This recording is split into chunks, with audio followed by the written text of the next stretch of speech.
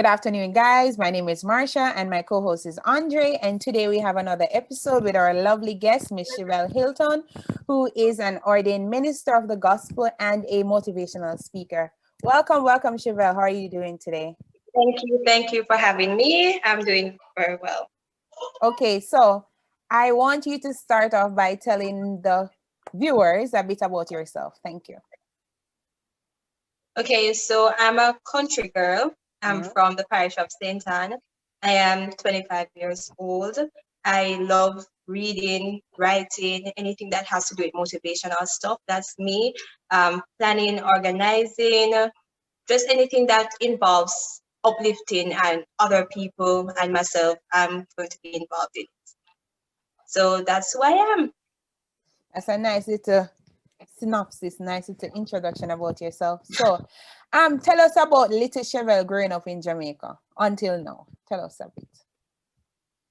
So, little Shevel, I wasn't always so little.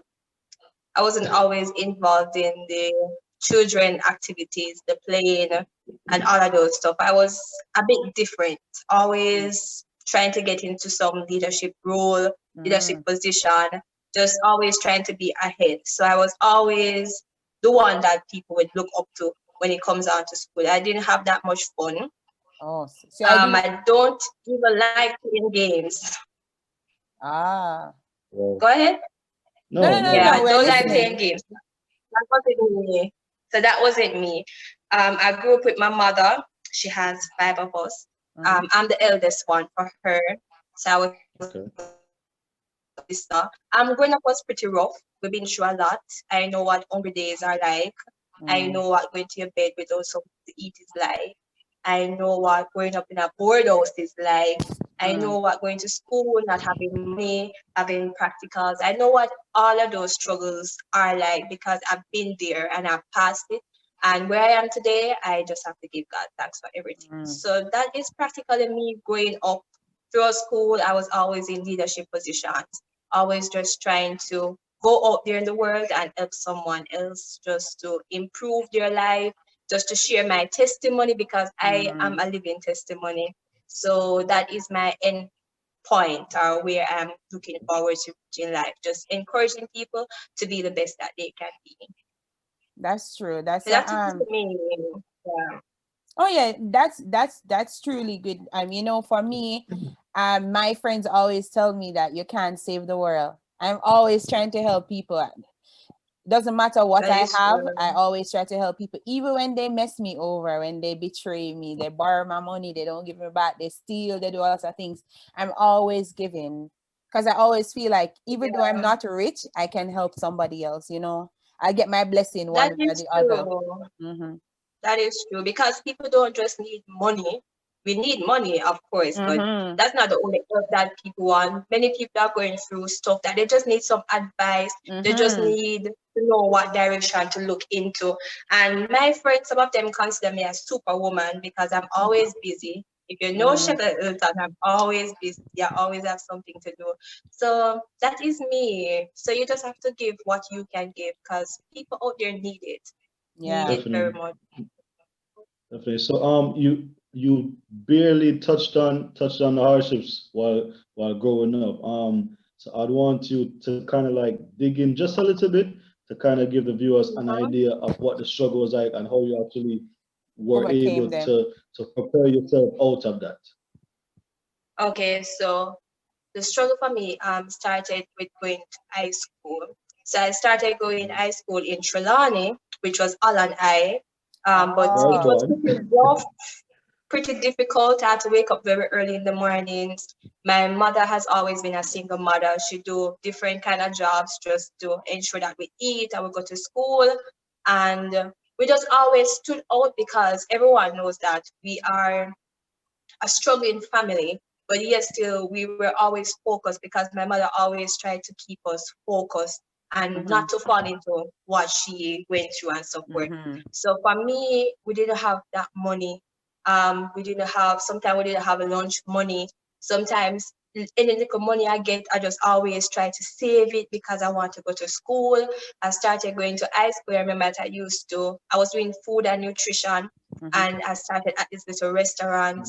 And I was Oh. here some evenings after school till night trying to help us so I can get little funds and all of those things. So we always been through it. I remember we have a breadfruit tree. Like, no, my family eats breadfruit because at one point it was just breadfruit that we had, and it was Roast and like fry.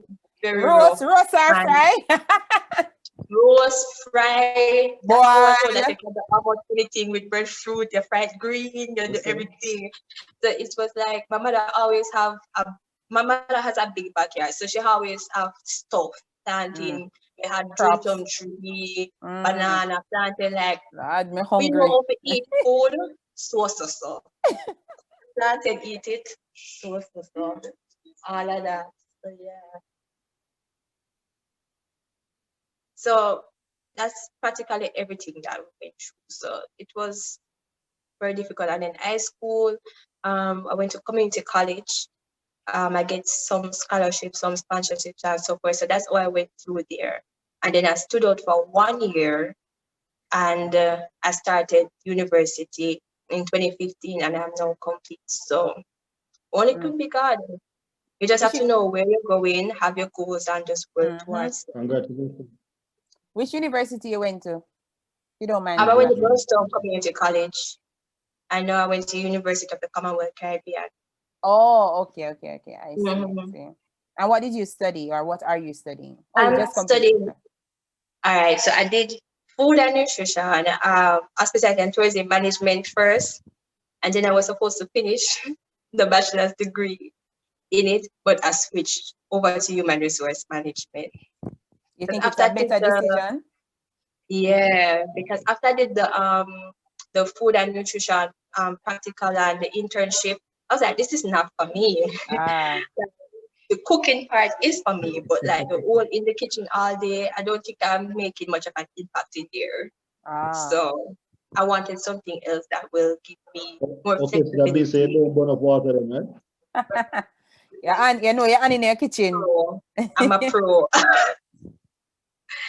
Yeah, but I love cooking. I love it. So you switched to human resource management, and I'm Okay. assuming that is what you work in right now, right?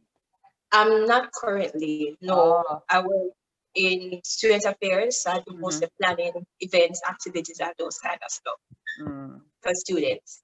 So you basically utilize what you learned, or what you have always been involved in at the high school level, in That what you're is currently true. doing right now. That's That is commendable. true. That's Yes. commendable. Yeah. It's me. It's what I'm passionate about. It's what I'm good at. So you have to find something that you're comfortable with, because you can't be in a position that you don't know anything about. So I always try to find things that it will just bring some level of success, not just doing it because I need the money, but because it's impacting others. So that's what I always do. I think you just touch on a big point, because a lot of us were driven by money, which nothing is wrong with that. But That is sometimes true. if you don't have a passion, or if you don't have a passion, or it's not something that is very impactful, sometimes you feel empty, as if you're not making an impact, as you said. So for me, That is I like currently my job that I'm doing, it's not financially rewarding, but just seeing the kids, how they embrace me and how they enjoy being around me, that is something that I really, really, really appreciate. And I feel like I'm making a big change in their lives. Sometimes when they come to me and like, Marsha, I stubbed my toe, or I got a cut or something. Marsha, look here. Or, Marsha, I got this on my test.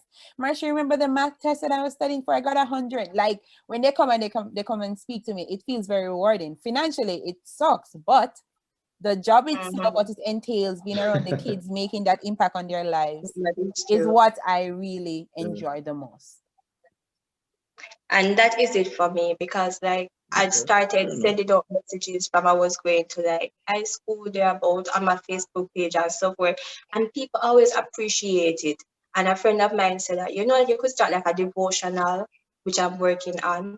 So anything that people just appreciate, because when you do something for someone, they say thank you, it really and truly means a lot. And it makes you feel good in yourself, like I'm doing something and like you need to do more of it, because it's impacting your life. Sometimes a word a smile, a hug, everything Mhm. just means Spread more the to word. people than There's a just lot. giving them some money and just letting them be.